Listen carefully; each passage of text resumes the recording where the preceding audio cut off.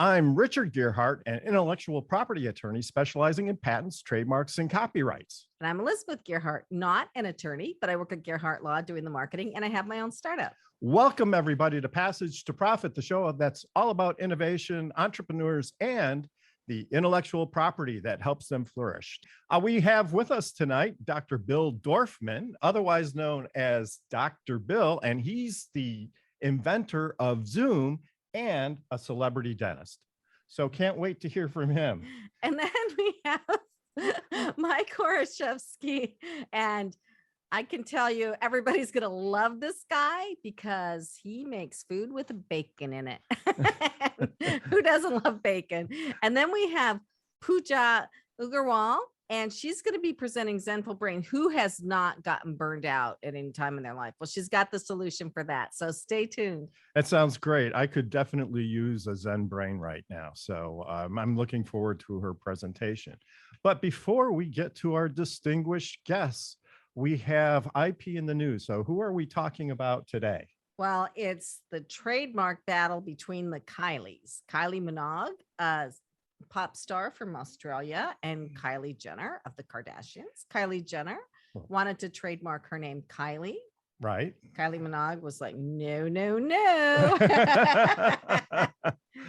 And so, yeah, they filed an opposition, or Kylie Minogue filed an opposition at the trademark office, the U.S. trademark office, to prevent Kylie Jenner from actually getting her trademark issued. And an opposition procedure is an internal U.S. Patent and Trademark Office procedure where somebody can object to the registration of somebody else's trademark. And it's cheaper and it's less expensive than going to court.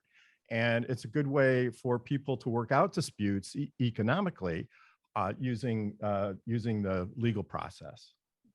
Right. So a couple of things of interest about Kylie Minogue. She said, I've spent a lifetime protecting my brand and building my brand.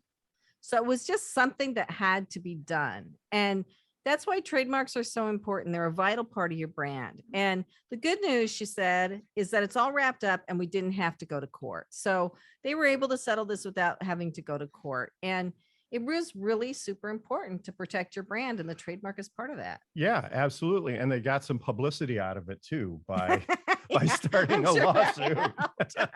Maybe they were in on it together.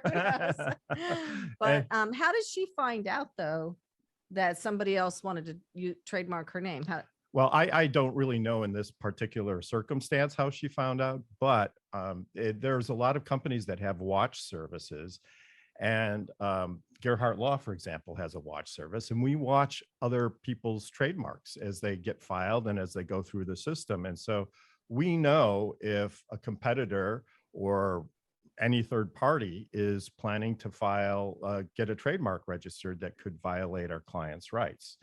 And so we stay on top of it that way. And a lot of people use this kind of service because it's, otherwise, how would she have known if Kylie Jenner was filing a trademark on her name, right? Right. So yes, protect yourself. Absolutely. That's the bottom line. So it's time for Richard's Roundtable, and I'm really looking forward to hearing from our guests. Dr. Bill, welcome to the show. Do you have any comments on this story or any other intellectual property questions that you'd like to raise? I think it's actually really funny. I love meeting people today, and when they say, "What do you do?" I say, I invented Zoom. And they're like, "No." I'm like, well, yeah. And it's actually true. I invented Zoom tooth whitening back in 1990. We hit the market with Zoom. And then about 3 or 4 years later, legal Zoom came out. And then, today, obviously, Zoom video conferencing is huge. So when I tell people I invented Zoom, they immediately think it's a video conferencing, which I wish it was. But the fact of the matter is that these are different industries. So there was no overlap, and they all went through the patent office and, all of these trademarks, and then they were registered. And in fact, I was laughing because I just launched a new product that you can find online. They're called BuZZBalls, and they're caffeinated gumballs. And BuZZBalls actually is also an alcoholic beverage, I found out. Spelled with a Z at the end. And again, we registered this. We had the trademark, and then we got registered because we are a different industry. So I don't know if the Kylies are different enough where they could actually get around this. But it's kind of like trying to patent water, actually. I mean, I think it's kind of arrogant to think that you can patent your name Kylie when there are billions of women in the world, and maybe even men named Kylie, right? Yeah, and there's some confusion. You don't get protection for the name Kylie. You get protection for using the name Kylie, probably in this case, in connection with entertainment services. So you can't stop somebody from using the name. And then you've got to prove that the name has secondary meaning, which means that it's, in this case, relatively well-known and famous. So you have to be at a certain level of fame before you can protect the name. So, but yeah, it confuses a lot of people, and people say, how can somebody trademark a name? It sounds ridiculous. But if you only do it for selling cosmetics or something, then that doesn't stop other people from naming their kids. We forgot to say the trademark office did not allow the mark for Kylie Jenner. Right. After all they went through. Pooja, what do you think about all of this?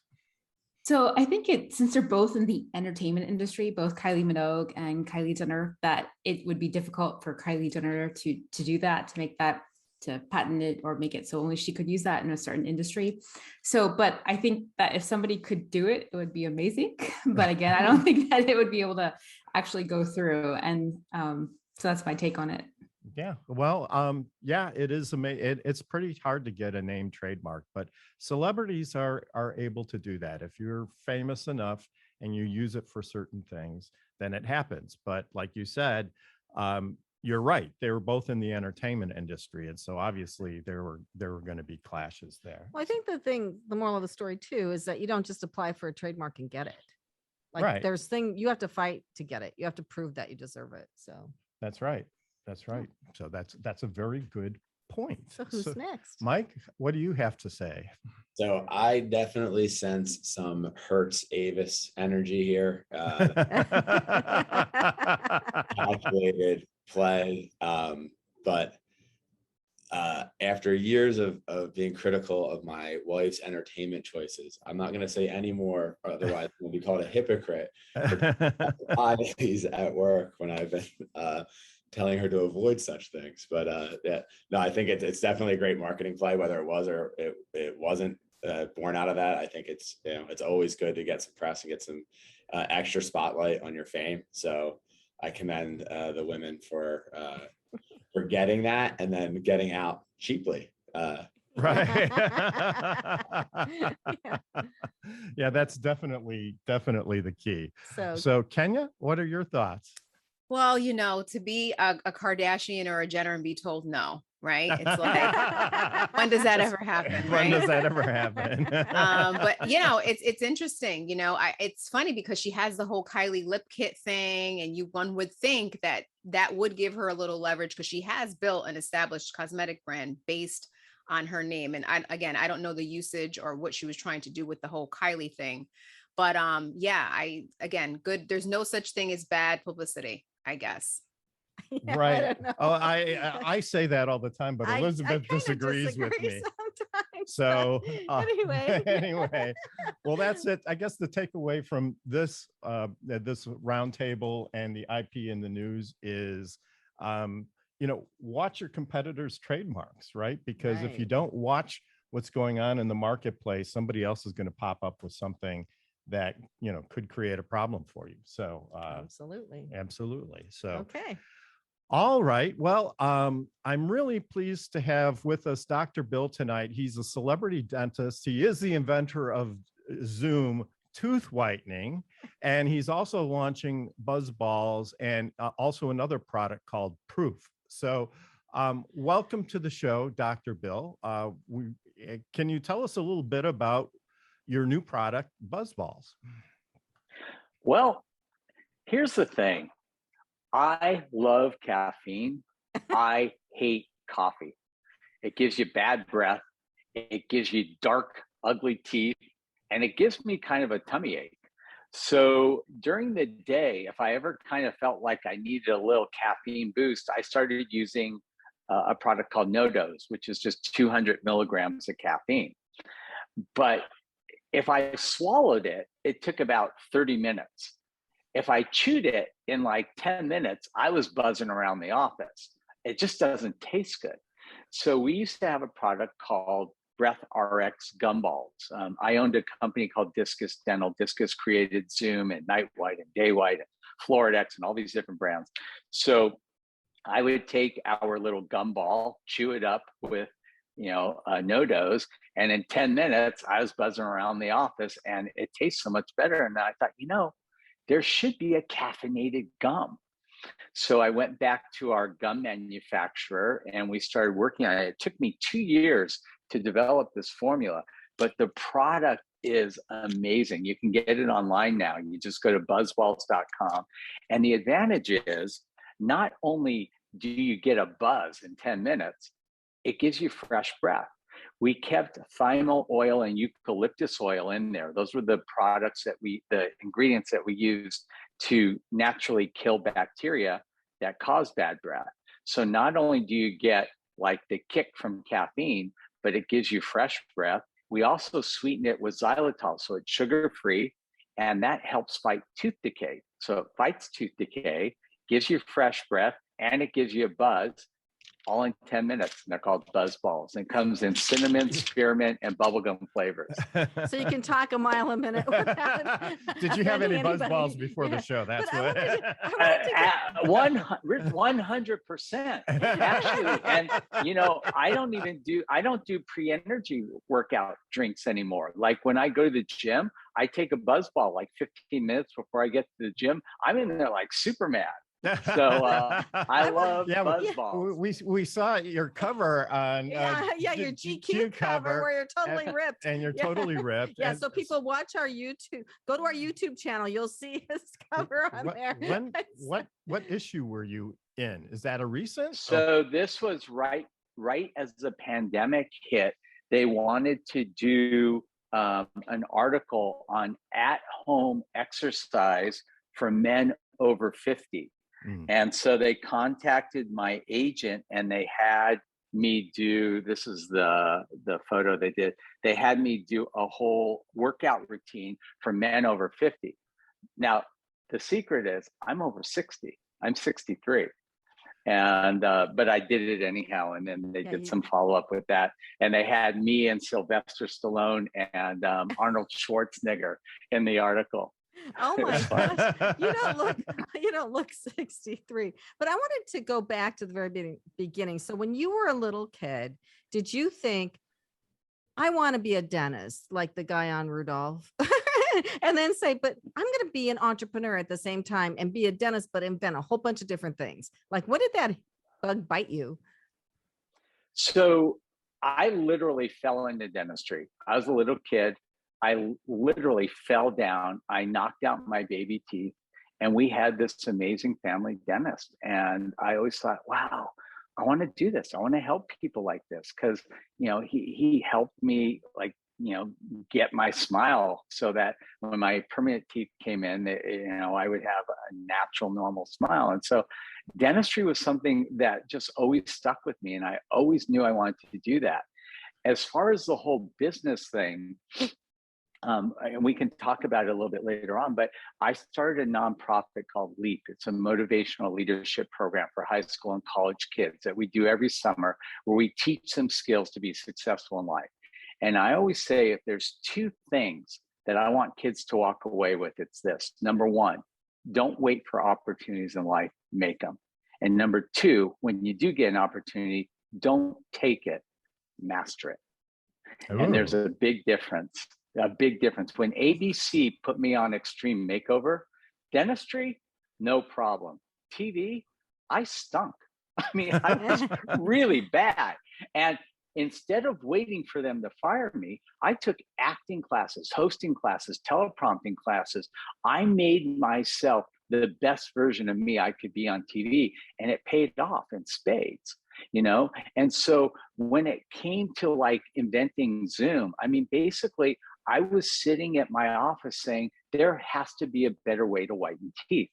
And I went out and I started researching, and serendipitously, I met a young man named Robert Heyman. Robert's the son of Fred Heyman. Fred Heyman created Beverly Hills. Fred Heyman was Giorgio Cosmetics in 273 and Rodeo Drive. Robert had a background in marketing and cosmetics, and we put that together. And you know, with my background in dentistry, we recreated Night White, which was the #1 take-home tooth whitening product. And then as other products started hitting the market, along came Bright Smile. And we saw, wow, this is a really great opportunity in office. So we studied the patents on Bright Smile. We developed Zoom around those patents. Well, they had a submarine patent. So they went. Oh, and go ahead. I want you to finish the story, and then I want to jump in. So they went ahead and they changed their patents. So we were infringing. So we had to change our formulation. And then they changed, and then we changed it. Well, at a certain point, our lab said, Doc, if we make any more changes, it won't whiten teeth. So we ended up acquiring Bright Smile for $64 million. And then my company owned all the IP on in-office light-activated tooth whitening done by a dentist. And that's what made our brand super strong. Wow. I mean, that's an amazing story. I love hearing stories like this as a patent guy, because it just proves how effective the patent system can be sometimes. And all of unfortunately for you, all of the R&D that you had to invest in designing around their patent, slowed you to the marketplace, right? And it probably bought Brightside some sales that you would have otherwise gotten. And eventually you made a smart move and acquired the company, and now you can dominate the landscape, So can I ask you a dental question? Because you have like the perfect teeth, obviously. If anybody should, you should. But I went to my dentist and she said, don't use like tooth whitening toothpaste or those rinses or anything. Brush with something that's going to strengthen your teeth, and then use Crest white strips. So I quit using like the charcoal toothpaste, and I started using other toothpaste and using Crest white strips. And I think my teeth are turning orange now. They don't look orange. Well, I can't comment on that because I can't really tell from here, but Crest White Strips is a great introduction to my next new product called Poof. And so what happened is there's a man who lives in my condominium complex named Ken Mears. He owns Great Health Works. It's $1 billion company. And their biggest product is Omega XL. And he said, Doc, come up with a new tooth whitening product and we'll market it. So I went back to the drawing board, and it looks like whitening strips are kind of the dominant player in the take-home tooth whitening market. But there's 5 pain points. Number 1, they taste bad. Number 2, they hurt. They cause tooth sensitivity. Number 3, they move around on your teeth. Number 4, they're not comfortable in your mouth. And number 5, at the end of the process, you have to take this gross thing out and throw it away. Well, with Poof, we solved all 5 of those. Number 1, it tastes great. Number 2, I used a 0 sensitivity tooth whitening. It's a 10% hydrogen peroxide. Number 3, when you stick it on your teeth, it sticks on there. It doesn't move around. And number 4, at the end of the treatment, well, it also is very comfortable. And at the end of the treatment, number 5, it melts in your mouth. So the strip vanishes, the stains vanish, and I'm going to show you, it is called Poof Tooth Whitening Strips, and they are phenomenal. And I'll show you what we did. We kind of did like a play on Spanx where she spells it with a Z at the end. With Poof, we have 3 O's. And a little smile under. P-O-O-O-F. Yeah, a little Right. smile underneath. And, So, right. But where can why? people? But wait, why the 3 O's? That way we own everything. We own all the social, we know all the domain, everything. So nobody spells poop with 3 O's but us. Right. So where would people buy these and your gum? Like where can people go to find that stuff? So BuZZBalls you can get online now. Just go to BuZZBalls.com, BuZZBalls.com, and you can buy it right away. It will be in distribution in about 2 to 3 months. And in fact, I just heard that we're going to be on Oprah's favorite list, which is Yay! always really awesome. And Poof, we're going to launch in about 45 days, and you'll see it everywhere. I shot a ton of infomercials and commercials, and I mean, Poof is going to be all over the world. It's pretty amazing stuff. Do you really think this is fair of you, Dr. Bill, to tease us with these things and we can't get them yet? I'm going to be on I'll the tell you wait list. what, I will send you samples. So if you guys send me your email, but you just email me with your actual address, I will send you and your husband samples and you guys can try them right away. See, I knew that there was an advantage to doing a radio program. Well, we have to disappear and take a commercial break, but we'll be right back after this. Welcome back, everybody. It's Passage to Profit with Richard and Elizabeth Gearhart. We have with us today Dr. Bill, who is a celebrity dentist and the inventor of Zoom tooth whitening. And welcome back, everybody. Ken, you had some questions about entrepreneurism and the entrepreneurial path that Dr. Bill took. Why don't you jump in here and engage him? Sure. So first I want to say you'll appreciate the fact that I'm drinking my coffee with a straw. Most people do not understand that because I'm really big on like keeping my teeth white. I think it's mythical. I don't think that actually works, but in my head, it makes sense. So I appreciate your journey in terms of creating stuff to whiten I was teeth. just thinking about that this morning, but go ahead. I'm Yeah. sorry. I don't mean to interrupt. but I wanted to talk a little bit more about your creative process, right? And like what that's like, because I know you're a dentist, but you're an innovator, right? So just kind of take us through like what that journey looks like when you're sitting down, you have a thought, like how do you bring an idea into fruition and get it to the point where you're marketing it and actually getting it out to the market? That is a great question. So here's the thing. I'm one of these people where it's like, if I really, really believe in something, I'm going to make it happen. And I teach a program, and it's a motivational leadership program for high school and college kids called LEAP.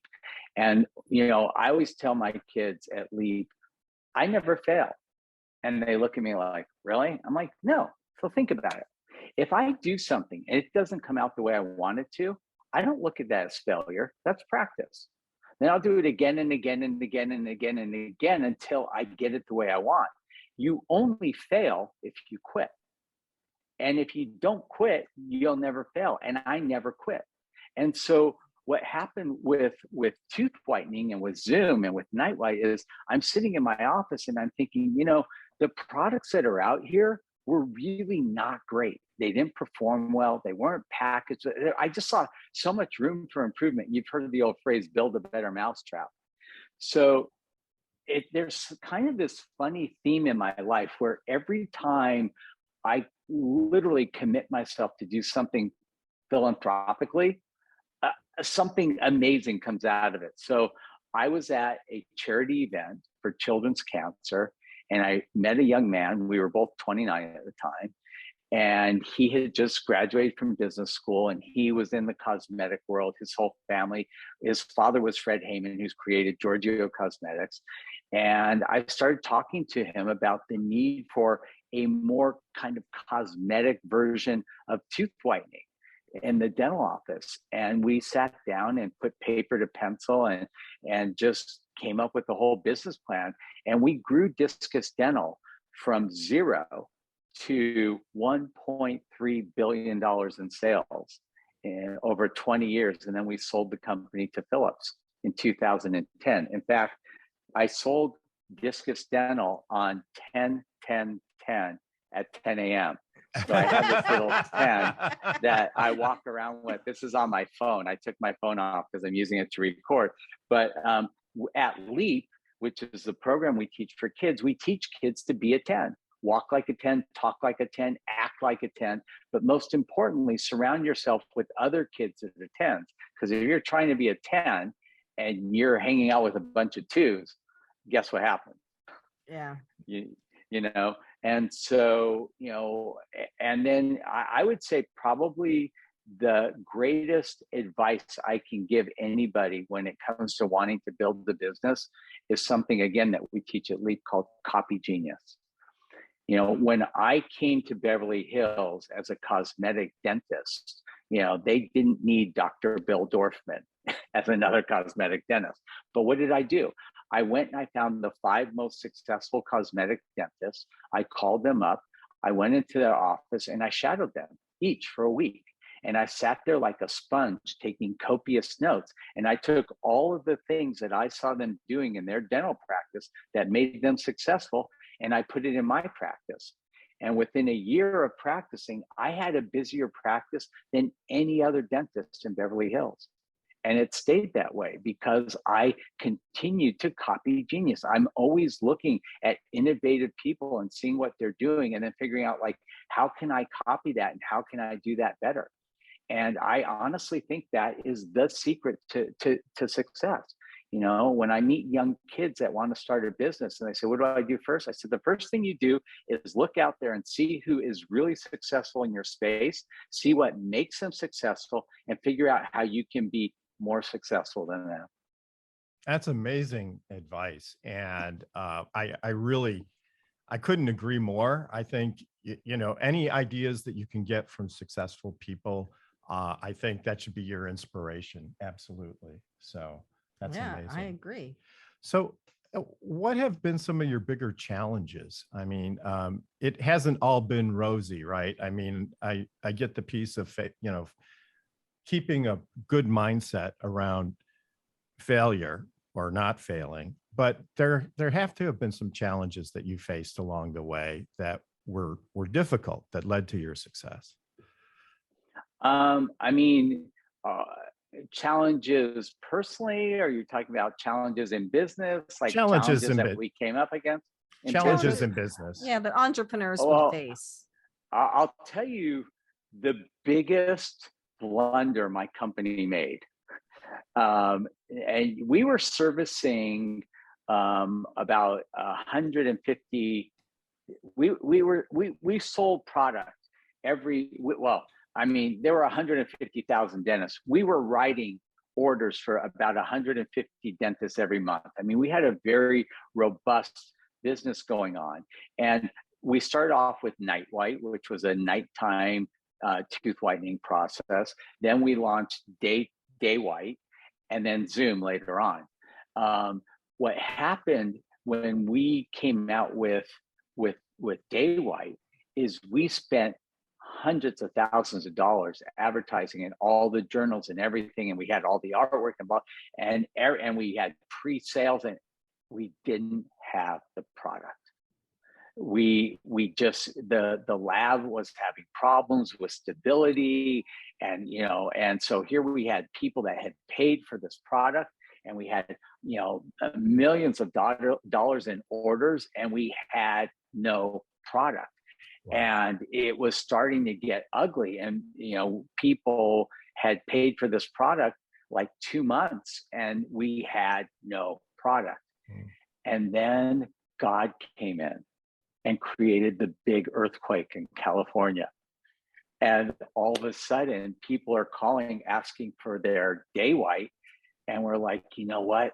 The earthquake is slowing us down. And they're like, oh, we're so sorry. Oh, no. And so all of a sudden, they weren't like mad at us anymore. Well, I mean, the earthquake did slow us down a little bit, but using the earthquake as our alibi bought us at least another month to get the product out. But we were literally on the verge of bankruptcy because we were going to have to refund millions of dollars in orders. And then the earth shook, and it gave us a great alibi. So that was a good one. I bet a few people have done that with COVID, you know? Yeah. So but then they were able to formulate the product and you were able to ship it out? Yeah, I mean, the thing is, you know, the difference between night white and day white was white was a product you put in your mouth, it works all night. Day white had to work in 30 minutes. Right. And when we switched from carbamide peroxide to hydrogen peroxide, the hydrogen peroxide wasn't stable. So we needed our product to be stable on the shelf for like 3 years, and it wasn't. It kept degrading, and we're like, and we can't sell product that's going to degrade in 6 months. So, you know, we just needed more time to figure out how to stabilize it. And, you know, people that had paid for it were like, they were not happy. So it was a conundrum, but, you know, the earthquake saved our life. That's funny. So are you protecting all of your new technologies now with patents to the extent possible? Oh, of course. Yeah. Yeah. I mean, I learned a lot. With our company. In fact, it's funny because the new strips that we're doing, the dissolving strips, were formulated in the UK. And when I first started speaking to this company, the product was like a C+. It wasn't great. And then I had a lot of ideas to add in bells and whistles to make it better. But when we started, the first thing I asked them is this patented? They're like, no. I'm like, well, why not? Right. They're like, oh, we just never thought of it. So as we started developing, we patented everything. So yeah, it's all patent protected now. That's great. And I really felt after your first story about designing around you know, the competition, I really kind of felt like you would probably be a patent person now, Right. going forward into I have a quick question. Yeah.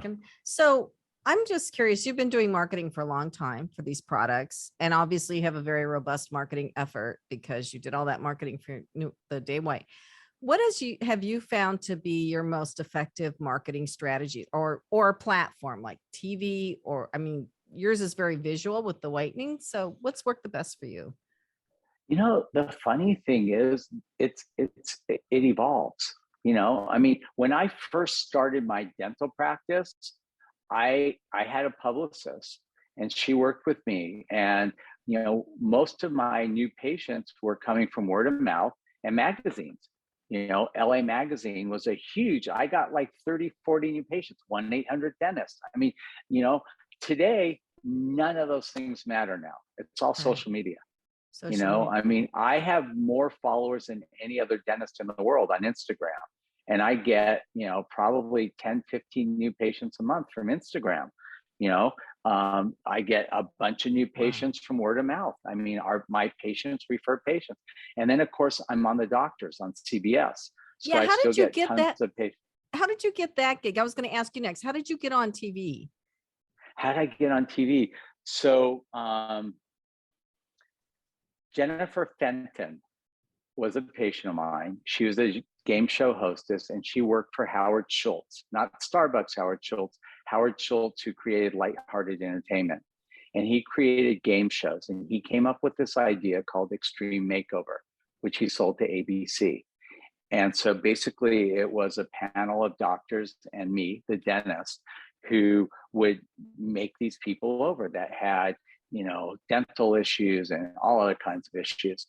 And she was my patient. And so when Howard explained what the show was, she introduced him first to Dr. Garth Fisher, who was the first plastic surgeon on Extreme Makeover, and then to her dentist, who was me. And so Howard and I hit it off. He had me come in and do a screen test. And ironically, they had about 15 plastic surgeons on the show. They only had one dentist. Wow. That is strange, because I think teeth are so important to your overall image. Right. Well, Yeah. Me too. And let me tell you how that happened. So we shot a pilot, and since I own Discus, you know, I did Zoom. And, you know, at the end of the episode, ABC said, well, Doc, how much do you want us to reimburse you? I'm like, oh, forget about it. It's great exposure. You know, so I did Zoom for 3 patients. Well, my first patient in the first season, we got picked up for 24 episodes, needed 20 porcelain veneers. And at the time, we were charging $1,500 a two. So that was $30,000. So I submitted the invoice to ABC and they freaked out. They're like, Doc, we had no idea that dentistry was this expensive. I said, well, it is. I said, what do you want me to do? They said, well, can you just do 3 veneers? I'm like, her teeth are black. Like, she's gonna have 3 white ones in the front. And I'm like, no. So, and this is one of the things I teach at Leap. You will have defining moments in your life. Sometimes you plan them, sometimes you don't. I didn't plan this, but what I said to them was, look, I'll do all the dentistry for free under the following 3 conditions. Number 1, I'm the only dentist. Number 2, you highlight Zoom tooth whitening in every episode. And number 3, every time I do porcelain veneers, you let me call them Da Vinci veneers, because I didn't want to do this for free and then have a $15,000 lab bill. And they said yes. Now, this was the advent of reality TV. You could never, ever, ever get that deal today, but I got it. And the net result is no, ABC never paid me. But the year I went on Extreme Makeover, our company sales were at 76 million. That first year, we did 101 million. The second year, we did 134 million. And the third year I was on the show, we did almost 200 million in sales. So ABC never paid me, but it worked out okay. That's a pretty good $30,000 investment. So you need to get a client like that. I guess I do. Can get you on TV.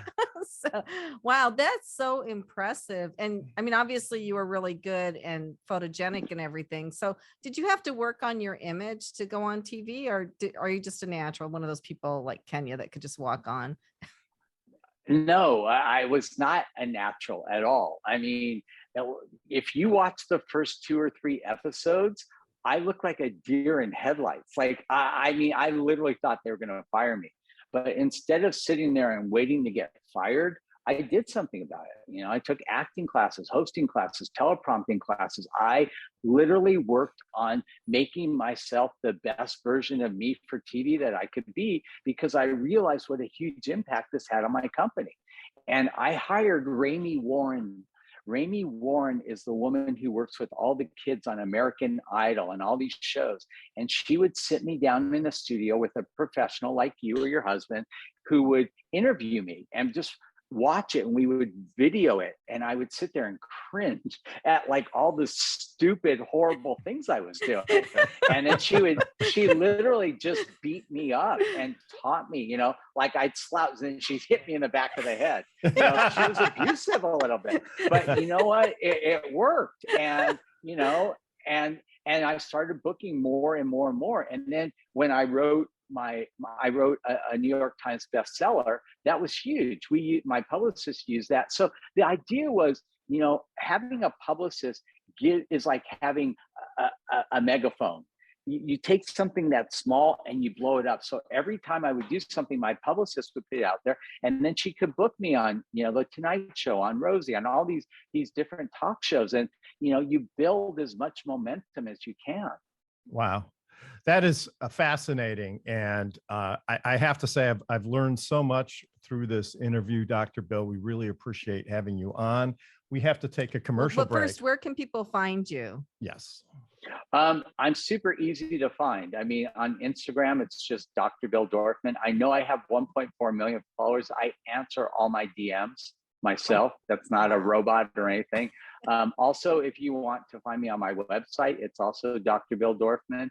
And if you have kids that are 15 to 25, this is a nonprofit. This is Leap. Send them to my summer program. We get great speakers. I've had Mark Wahlberg, Anthony Hopkins, Eva Longoria, Kathy Bates, Paula Abdul. This year I have Richard Branson.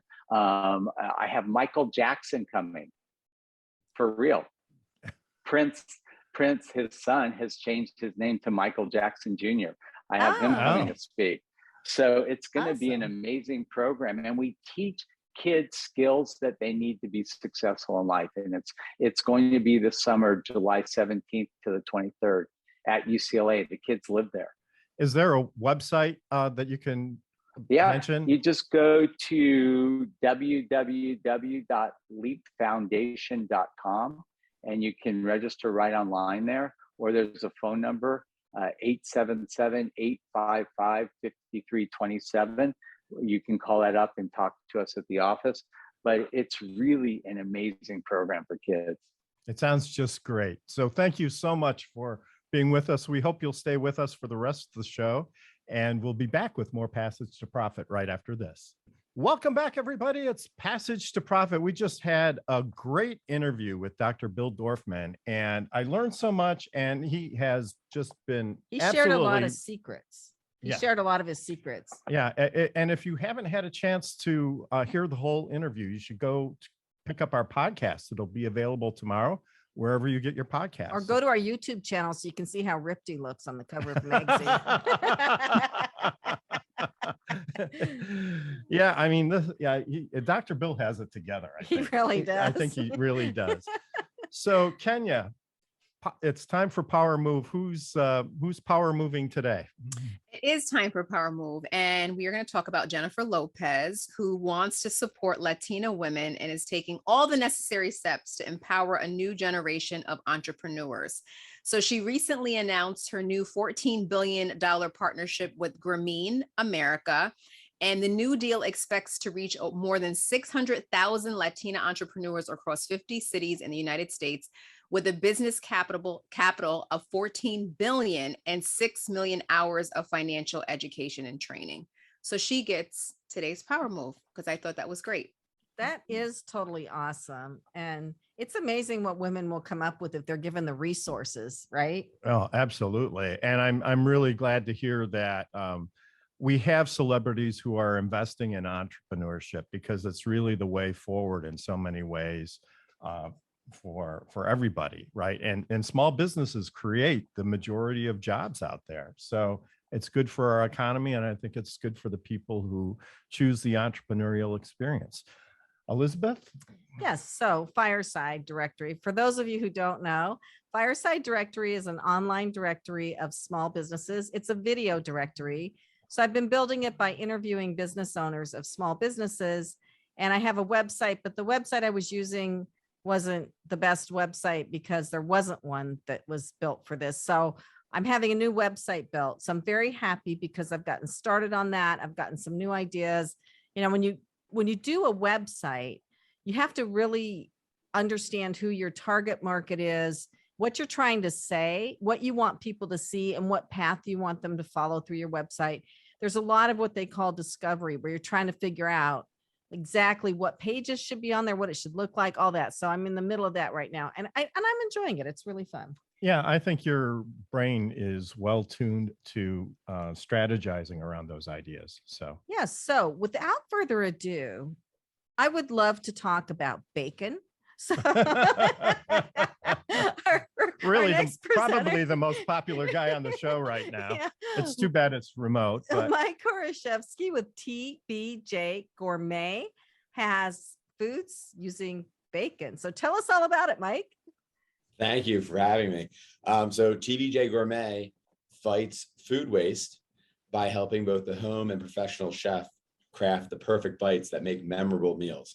And we do that by upcycling ingredients that would otherwise go to waste. And our claim to fame, as you've mentioned, is bacon, bacon jam, namely. So bacon jam is made by upcycling bacon ends and pieces.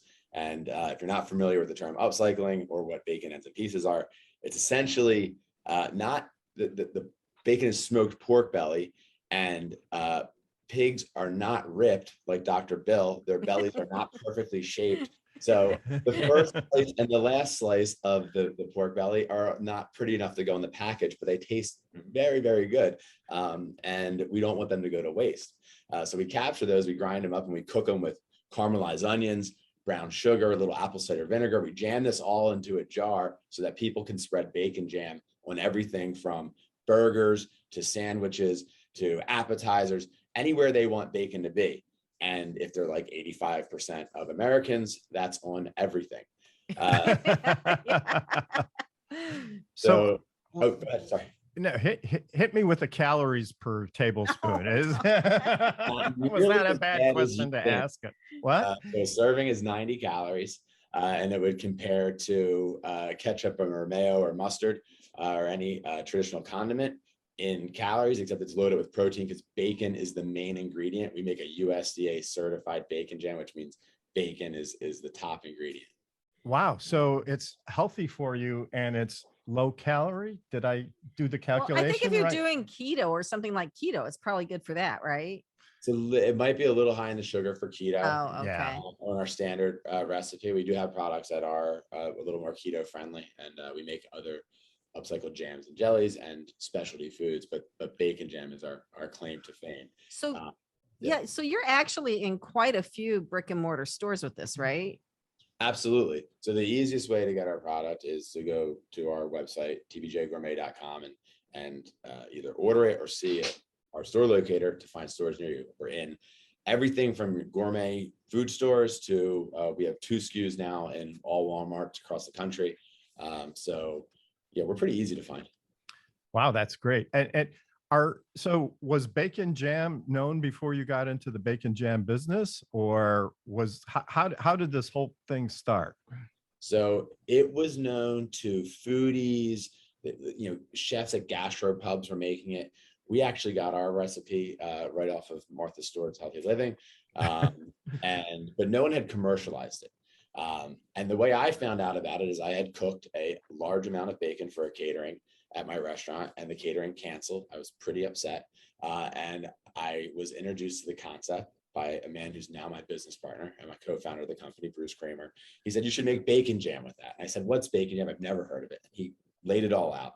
I made it. My customers loved it so much that they asked us to put it into jars. And they said, you'd be crazy not to sell it. I'm only nominally crazy. So we did sell it.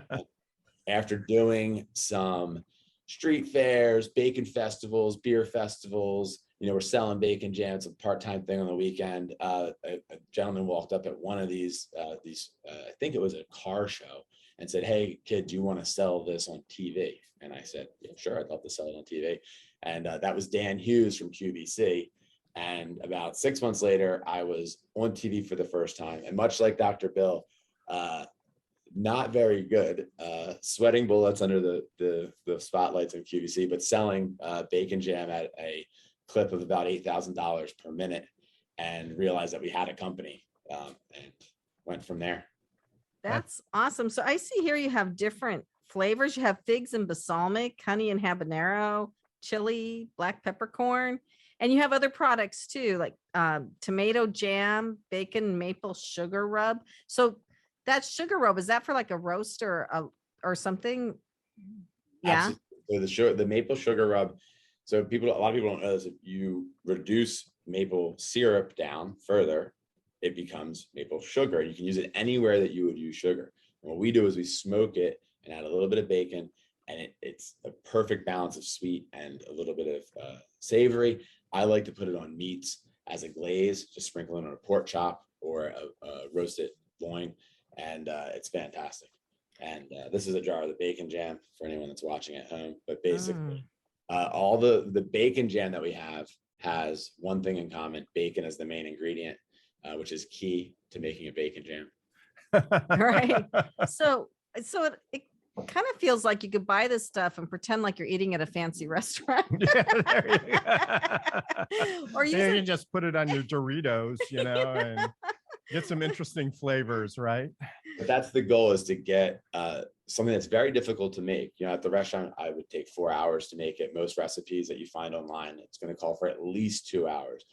And all of our products that we make are hard to make at home, but we want to enable the home chef, the mom, whoever, the person who's entertaining, to deliver something really special without that maximum effort, and to feel good with doing it, because they're helping to end food waste, and which, as we know, is one of the best ways to fight climate change. So you can feel good, you can land a beautiful meal that people are going to remember. So, Dr. Bill, do you have any thoughts or comments? Well, I don't eat bacon. What? So I'm probably not your market. But I love what you did with the idea. And, look, the whole idea of, bringing your audience something that they love and desire is paramount to success in a business. You provide a service or product that people want and desire, and you're going to have a home run. And so hats off to you. That's great. Kenya? Well, I concur with Dr. Bill. I don't eat bacon either, but I think you have a great concept and a great idea. I was just curious. You said it's hard to make a batch, like it's difficult to make a batch. Is it expensive to make a batch? And like, what's your rate of return on? That's a great question. It is expensive, so certainly more expensive than making a traditional jam or jelly or a condiment, which are more akin to condiments. But people recognize, certainly after they taste it or when they see it, when they look at the product, that they're not getting one of those things I just mentioned, right? It is a little bit more expensive. So we have healthy margins, but people don't mind paying for something that they know is full of meat, and everyone's favorite meat, for most people that eat meat.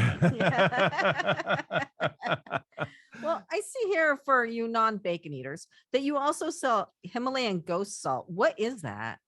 So that's simply Himalayan pink salt with a ghost pepper powder, and it's probably one of the only things that I make that I don't use too much because I am a wimp when it comes to heat.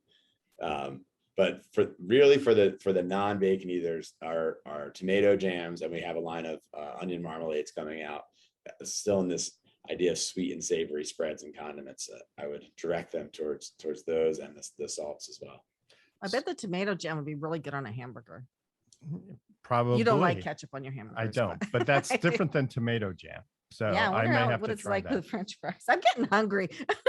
Where do you come up with all of the ideas for all of these different foods? I mean, most of this stuff, quite honestly, I've never heard of before. So where does all this come from? It's you can try to build a better mousetrap, or you can look to what people like but haven't ever brought to market. And in the case of bacon jam, you could find it out at restaurants, but no one had ever taken the time to figure out how to do it, how to commercialize it, how to do it safely, right? You're making a shelf-stable product that has meat in it. So there's a lot of steps, right? So for us, it's just about taking the time to do things right, and taking things that are difficult to make and figuring out, putting the work in. Our newest tomato jam, which was just picked up by a major retailer, is deep South tomato jam. It's a very classic Georgian recipe for tomato jam with winter spices, really harkens to the holidays and bringing people together and entertaining. But it's not really known outside of that area because no one just took the time to commercialize it, right? So that's what we're. So it sounds to me personally like your product almost sells itself, but you developed it. You're a restaurateur and you decided to become an entrepreneur again and sell these products, commercialize them. How did you get them into these stores? Like, it's hard to get something in a brick and mortar store. Everybody can go on Amazon, right? But to actually get into gourmet food stores, what was that process? So for us, it was leveraging prior successes. So, we have this huge line of people around our booth at a show, and somebody says, that's good, that would be good on TV. Then it's, someone saw us on TV and we leverage that to get into a store. But there, it is a challenge. We go to trade shows, but we also just, pick our targets and say we want to be in this store. We ask our current customer base who lives in an area that's near a store that we want to be in or a restaurant that we want to be in and say, hey, go ask them, do you have bacon jam? And then if they say no, say, why not? I want to buy that. I shop at your store, please. That technique has worked well for us. And it's typically more cost effective than spending a lot of money on sales and marketing. Wow, that's very clever. clever. Yeah, I mean, what you're doing in terms of developing the products reminds me of, Dr. Bill's comment, copy genius. You're finding these little pockets of genius foods that are delicious and maybe local, but just have not been commercialized yet. And then you're taking that step to, share that flavor with everyone else. So, but I also definitely like the comment you made about getting your customers to go into the stores. That's great. So are you just going to keep creating new products and commercializing them? Like, it seems like you're adding something new every year, or is it more often than that? So I would have liked to have been, but that's our pace now, right? So we're gonna, with the idea is to add a new line. We have a provisional patent on a new condiment that is bacon related. I don't want to say too much because it's not ready Don't yet. say anymore. No, don't disclose it on But the that's- air. So that's a good point, because a lot of people don't know you can get patents on food. And we have a lot of food clients. So Yes. it is, so you can't patent a recipe, right? That would be a trade secret, I believe, and you can correct me if I'm wrong, because No, no, I'm can you- certainly not an attorney. Right. Well, but- you can patent it, patent anything, any combination of ingredients if it's a recipe. The question is that the best protection strategy, right? So once you file a patent and it publishes, your recipe is put out there for everyone else. And then you have to kind of decide whether having the patent is more important or whether it's better just to keep it as a trade secret and hope that nobody can find out the right proportion of ingredients. So, But with your new condiment, it's probably something people could copy. So that's probably why you went the patent route, right? Well, this would be a patent on a process to make Oh, okay. that is somewhat novel. So it's a Okay. brand new condiment. Oh, I can hardly wait. I'm gonna have to keep track of your website. no, I mean, that's that is a misconception about recipes. I mean, the major food companies, they patent their food products all the time, but on the other hand, they have the muscle to be able to enforce it if it's an issue. So it's really very fact-based decision, and you should, talk about it with your patent professional, IP professional, and figure out, well, what is going to be the best strategy. So since you filed a provisional patent, you have a year, right, from the filing date to make a decision about the best way to go. So, Right. Are we doing on time? so anyway, how can people find you? Yeah. Mike? So you can go to our website, tbjgourmet.com. That's T as in the, B as in bacon, J as in jams, gourmet.com. We are raising right now to build a facility to upcycle more bacon ends and pieces. And that raise can be found at wefunder.com/TBJ gourmet, taking investments from $100 to $100,000 from a equity crowdfund. Okay. Which is swimmingly. Oh, good. Great. That Most sounds like a people good love play. bacon. I won't say everybody loves bacon, but most people love bacon. Well, so I love I bacon. think So this can be a great we success. buy bacon, and I'll cook myself a bacon snack every once in a while. So we're Yeah, definitely going to sorry. have to get on the jam train. here. Absolutely. Well, thank you very much. It's time now for us to move on to Pooja Agarwal, and she has Zenful Brain for people that are getting burnt out. So welcome, Pooja. Tell us all about it. Yeah, thank you for having me. So I'm actually a neurologist. I'm a physician by training. I went to medical school, did the path of residency, and then I became an attending physician. So after residency, I started practicing. And within a couple of years of practicing full time, I became burnt out. And so my burnout was the fact that I had difficulty sleeping, I had insomnia, I had difficulty with irritability, working long hours, and I was giving everything at work and really nothing at home. And, in the last couple of years with this pandemic, burnout has increased among high achieving working moms. They say 2 out of 3 working moms right now have burnout. And that was actually a study that came out of where I did my residency at Ohio State University. They just came out with this research study earlier this year. And so, 2 out of 3 working moms having burnout. Now, they're not able to take care of themselves, not able to take care of their family as well. And again, giving everything mostly at work. So when I experienced burnout, I hired a coach, which really helped me to change my life. I feel like every mother or every woman should have a coach to really reach their full potential, because I think we tend to really undervalue what we can do in life. And so when I hired a coach, it changed my life. It helped me change my mindset.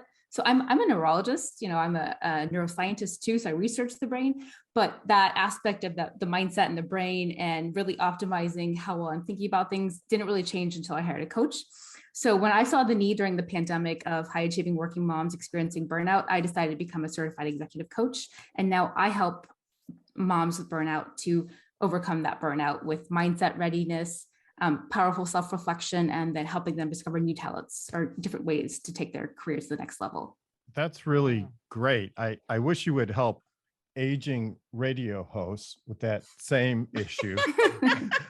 I but think what she focuses exactly? on women, Richard. So are you talking about me? No, I'm not talking about you. I'm talking about myself, for heaven's sake. So what is the kind of the definition of burnout and what are its symptoms? So burnout is chronic workplace stress that is not managed well. That's what the World Health Organization defines it as. But I mean, I really focus on female professionals or high achieving working moms with burnout. And some of the signs and symptoms include irritability. Maybe initially you enjoyed a job, but after working there 6 months to a year down the line, you resent work, you resent clients, you have difficulty sleeping, you're making mistakes at work, whereas before you were, on top of everything, meeting deadlines, and then, you're not taking care of yourself. You don't practice that self-care, you're not exercising, you're not eating well, and you were initially, and then things change over time once you or take on a new job, and then also working long hours. That's can happen not in everybody, but definitely working long hours, 60 to 80 hours a week. I did that when I had my burnout. And I really want moms to know that they need to make themselves a priority because you can only help others once you're helping yourself. Right. Yeah, that's really true. And how do you think? I mean, there are a lot of coaches and a lot of burnout coaches, but your background must really make you powerful. How do you think that helps you? So I am a mindset expert. I'm a brain expert. So like I said, I did my neurology residency and I'm a neuroscientist. So I research the brain. So all of the inner workings of the brain really help me to hone in on what my clients need. I help them with, mindset readiness. A lot of us are resistant to change and we don't want to take on a new challenge or set a new goal because we're afraid of that discomfort that it will bring on.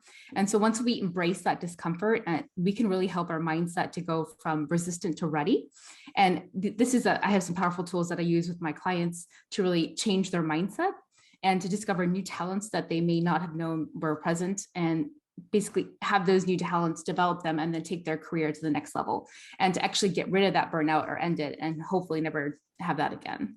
So let's one piece of advice you would give moms about how to deal with their kids when they're in this burnout phase, like how to get out of the burnout by changing some interactions with their kids or something. Yeah, so what I would really recommend is I actually have 2 kids. They're 6 and 8. So I know exactly what that feels like with the burnout. So I would really tell moms to be present in the moment. Oftentimes we're focused on work or focused on other things we have to do. And that is what increases irritability.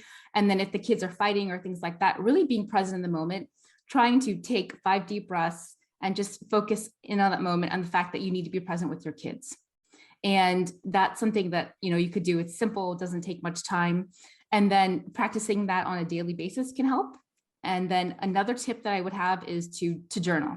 Oftentimes, and I've been resistant in the past to journaling, all it requires is pen and paper and journaling your daily thoughts for 10 minutes a day. And then looking at that journal at the end of every week and being in tune with, what are you thinking and how are you feeling? And, a lot of us are not really in tune with that. It's more subconscious. We just kind of go through like we're in a rat race and trying to take care of what we need to, but we're not really aware of what we're thinking and what we're feeling. So journaling can definitely help with that. I agree. I'm taking a deep breath right now and I feel a lot better. So thank you for that. Dr. Bill, do you have any thoughts or comments? Yeah, I think perspective is a really, really important thing to focus on. We tend to blow things out of proportion. And I think that sometimes you sit back, you take a deep breath, and you say, okay, really, how important is this? And put the right amount of gravity on things.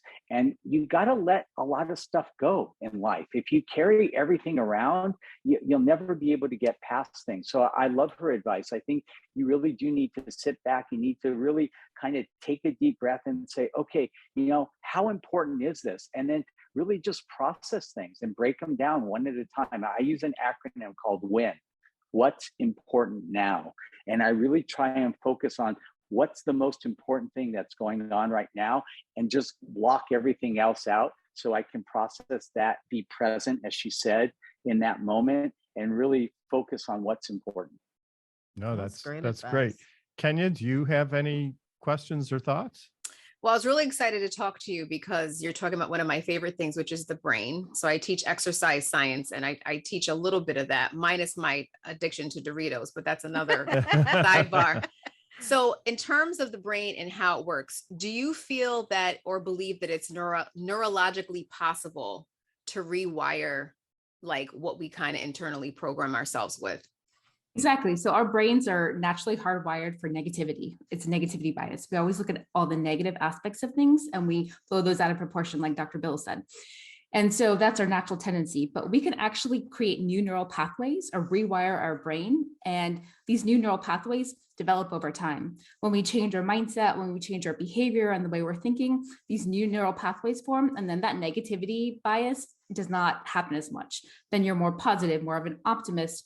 And that is something that you can definitely rewire your brain. It takes effort, habit, and time. But again, you can definitely rewire your brain, the neural pathways. Well, that's very encouraging because I guess the negatively programmed part of our brain was more for survival reasons, right? So, and we don't have the same type of survival issues now as we used to, but it's encouraging to hear that there's possibilities. And I think it's always great when we have people on the show who can open up new possibilities for our listeners and our audience, because just knowing that something is possible or seeing it in action can make a big difference. What have you done for yourself in order to help create some of this extra positivity? What are some of the exercises that you've done? So I do something where I mentioned earlier, I journal every day, and I look at that journal at the end of every week. And to really look back over the week, I journal about what went well, what didn't go well, what I could have done better. Those are just some questions I pose to myself daily in journaling. And then that really helps me to become more aware of, what I'm thinking, what I'm feeling. And when you do that, that produces a better mood. So when I journal, I do better. If I don't journal or I miss it for a few days, a weekend, I find that I tend to get more irritable or, things don't go off as well. So that's one thing that I do. The other thing I really recommend is meditation or breath work. Really all it takes is sitting down for 5 minutes in a quiet room, trying to focus your mind on your breathing, taking a deep breath in and out. And really that's all that it is. Just doing that daily can help make you more calm over time. And actually research studies have shown that meditation can really help improve your mood and actually has structural changes in the brain to help improve your mood. So those are a couple of things that I do and recommend. Yeah, I wanted to ask you, I wanted to go back to the moms because my kids are grown now and off on their own, but they'll probably But still causing stress. We're not going into that right now. But I think there's a struggle for moms, especially high achieving moms. So I have to be here for my kids. I have to be here for my job. I really don't have time for me. Like, I really shouldn't take the time to journal. I should be reading the kid a book. Or like, how do you convince your moms that you're working with that taking care of themselves is good for their kids? So most of my clients are already experiencing burnout. So they're already in that cycle where they're, feeling tired all the time. They're irritable, they're yelling at their kids, they're not doing well at work. So for them, it's like, you need to make that time. You see what making time for yourself did already. You can't sleep, you're not taking care of yourself, you're gaining weight or whatever it is. So you need to make that time for yourself. So I really hone in with them and talk about their personal experience and story and look at what taking care of yourself got you, where it got you, and look at where you need to make yourself a priority. You need to make sure you exercise, you're eating well, you're journaling. So you can only help others really when you're helping yourself. Right. And I think that's hard for a lot of moms. So they probably really do need a coach like you saying it's okay. Like, because I think society puts so much pressure on women and men too. I mean, but she works mostly with women, so I'm addressing women, but there's so much pressure to be perfect. We're important too, Yeah, sometimes. but there's so much pressure to be perfect in everything you do. Perfect at work, perfect with your kids, have the perfect figure, have the perfect skin, have the perfect house. But I feel all those same pressures. You do? Yes. Well, it's impossible. So, I mean, just being that sympathetic ear saying, yeah, that's not real life and you need time for yourself is important. It's also breaking bad habits and getting into new habits and new cycles. That's the hardest part, I think, speaking just personally, whenever I, reevaluate myself, which is almost every day. I try to getting out of the habits and into the good ones, and then maintaining the good ones when there's a big change is a big challenge. So I might be good at exercising for a while, and then I might go through a trial or something where I need to be just focused on that, and then getting back into the exercise routine or maintaining it through that period is a real challenge. And it's getting back on track after you're off track. Well, that's where a coach helps, I think. I mean, you have that emotional support from another person that helps pull you along when you need it. Right. Right. So I think that this is really important. And it helps to have a radio host wife who kicks your butt every once in a while too. Forget that. Anyway, but how are you getting your clients? How do you find your clients? So I have my own podcast that I started last year. So that's where I get some of my clients. And then I am very active on social media. So I get my clients through Facebook, through Instagram, and networking locally where I'm at in Orlando, Florida, just networking with other individuals. So more organic marketing. So really building that trust is really the way I get my clients. What's the name of your podcast? It's called A Zenful Brain. A Zenful Brain. And people can find that anywhere? Yeah, it's on Apple. It's on iHeart. It's on Google Podcasts. You can pretty much find it on any podcast hosting site. Okay.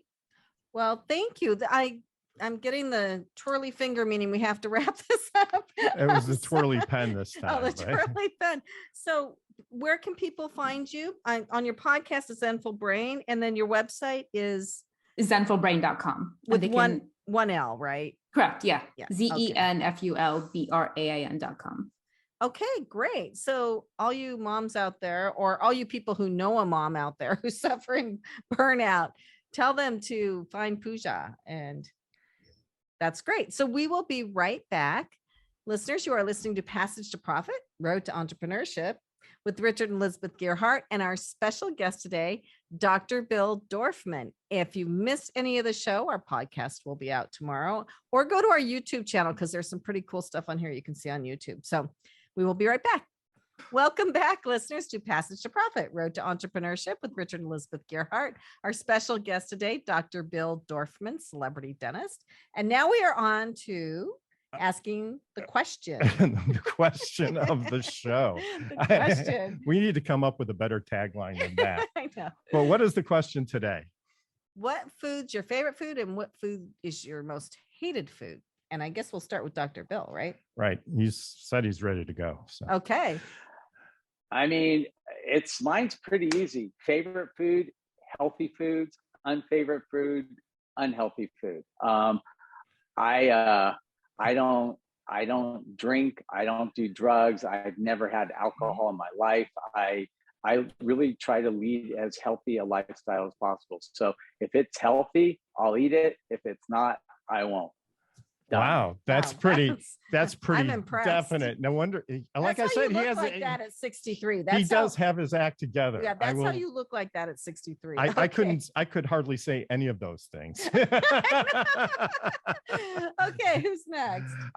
It's got to be Kenya, because Well, I was going to say, so you were probably cringing when you heard me say I was eating Doritos then. Yeah, we were. Yeah, it's okay. I mean, we all have our things, right? So I like to eat healthy, and for the most 95% of the time I do. I'm an avid exerciser, so I try to take care of my calories in that space. I would say I'm not really addicted to junk food, but my favorite food, oh my God, I love Kenya.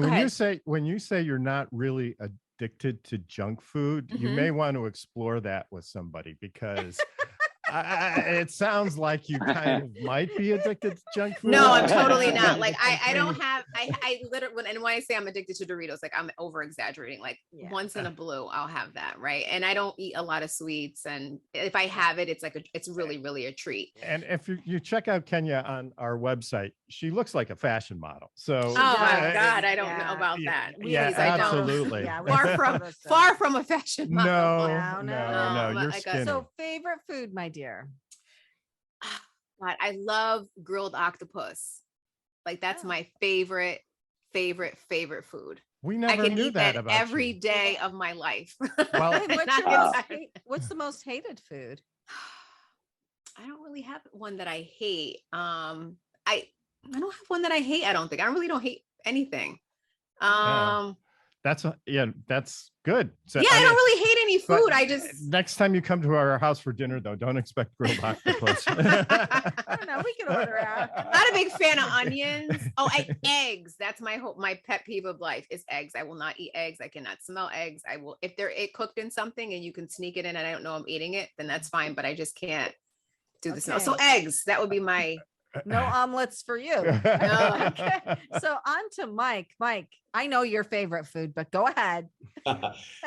So my favorite food is plant-based meat, and my most disliked food is plant-based meat. I love a nice steak that is based on all grass that the cow ate its whole life and turn that grass into a fantastic steak for me. And I don't really like what people call plant-based meat nowadays. That was good. Thank you for explaining that because Okay, Pooja. Yeah, so my favorite thing is simply oatmeal and peanut butter. No sugar added. So can eat that for breakfast, lunch, and dinner. It's not healthy if you do it for a long time, but that's my favorite food. And then the thing I don't like is a shrimp. The taste in my mouth somehow doesn't do it for me. wow, I've never heard of somebody not liking shrimp. I've heard of people being allergic to it. But what about other crustaceans? Scallops or lobster? Are those out of the picture too? Or No, scallops I like, but I don't like oysters, shrimp. That kind of stuff doesn't do it for me. I just can't. That taste somehow. No, The I shrimp, don't like you poor oysters. thing. I love No, I shrimp. love shrimp. Okay, Richard. Is it time for me? I guess I would say my most favorite food is pizza. Okay. I mean, Yeah. steak is right up there, but I'm just a pretty basic person and what's not your- high maintenance What's at your all. most hated food? I think I know. I think I know this one. Can I guess? Yeah, go ahead. Mayonnaise. Oh, that's up there. But I was going to say mushrooms. I feel Oh, like cooked mushrooms. I feel like I'm eating earthworms. okay.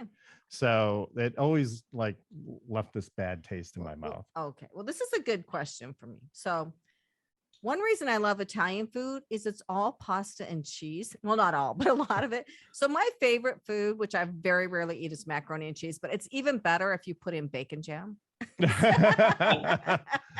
But Well, we have a birthday coming up. Maybe we should get like a bacon jam of the month subscription or something. my absolutely most hated, I cannot even walk into a room where this is cooking or hardly be in a house, is liver. Like my mother used to fry liver and I would literally gag, like even from the next room. It's so gross. I know. It's what about like, well, I was just going to say, I didn't know that you didn't like liver, but I guess that's why we never have you it. ever had liver? Have you ever seen liver come into our house? No, I haven't. So I guess that explains it. On that note, are we ready for the wrap up? Yeah, I think we are. So Okay. thank you, everybody. That was a fun conversation. It's everybody's taste buds are different, I guess. Isn't it weird how there's so many different things? Okay, I am going to run through everybody's websites quickly. Mm-hmm. So first we had Dr. Bill Dorfman, celebrity dentist, entrepreneur, making incredible things for your teeth and other things too. So you can find him at BillDorfmanDDS.com, spelled just how it sounds. You can find his caffeinated chewing gum, which I'm definitely trying at BuZZBalls.com, BuZZBalls.com. And then if you want a new way to whiten your teeth that's not drastically different, but a little, poofwhitening.com, but Poof has 3 O's. So POOOF whitening.com. Yeah, get on the road to whiter teeth. And if you're lacking energy to put in the strips, you can take a BuZZBall first. And, and you'll there be you set. go. And then we had Mike Orashevsky, and he had TBJ Gourmet. So tbjgourmet.com, bacon jam, other things, a brand new condiment he's coming out with, salts and other sorts of condiments that you would normally just get from a chef in a restaurant, but he's commercialized them so you could actually serve them at home and people will think you're a really good cook, whether you are or not. Yeah. And I mean, I think bacon jam goes on everything. I think so. I think you can I'll put it in on my mac anything. and cheese. Yeah. And then Pooja Agarwal with Zenful Brain. That's ZENFULBRAIN.com. She helps you get your life back, basically. If you're in burnout and you need techniques and you need some way to get your life back and you need a sympathetic ear, someone who can help you, she's perfect. So needed right now, especially with COVID and all of the stuff that people are having to work through. Right. And she has a podcast, A Zenful Brain. So if you want to just hear what she has to say before you call her or contact her, you can listen to her podcast. So that about does it. Before we go, Dr. Bill, do you have any final comments for our audience? No, thank you so much. Again, if you have kids 15 to 25, please check out my nonprofit foundation called LEAP at www.leapfoundation.com. I also have a podcast. It's ranked in the top 2.5 percentile of all podcasts worldwide. It's called Meet the Mentor. And because we've had so many amazing speakers at LEAP, we've turned those into podcasts. So I've interviewed Anthony Hopkins, Mark Wahlberg, Eva Longoria, Richard Branson, Usher, Michael Strahan, Paula Abdul, Kathy Bates, on and on and on. And they really give great interviews and they really bear it all. So check us out at Meet the Mentor. Sounds that'd great. be a good one for our next car trip. I'm excited now. Right. So that's great. And Kenya? Sorry, that's okay. It's okay. I lost it there for a minute. No, it's all good. I just wanted to say that, one thing that I knew this before, but I think the thematic of the show is there's really nothing new under the sun. And I love that Dr. Bill was so, transparent about the fact that, you can, what was the phrase you coined, copy genius you had mentioned early on in the conversation about how you can borrow little tidbits from the ideas that you see and really make it your own. And you don't have to feel bad about that. Right. So I love that the show was all encompassing and everybody had a little bit of that in terms of Thank you. That's great. So that about does it for us now. Thanks for listening. And we'll be back again next week with another episode of Passage to Profit. Before we go, I'd like to thank our producer, Noah Fleischman, our program coordinator, Alicia Morrissey, and our syndication coordinator, Mark Wilson. Thanks again from Richard and Elizabeth Gerhardt. We'll be back again with another Passage to Profit, the road to entrepreneurship.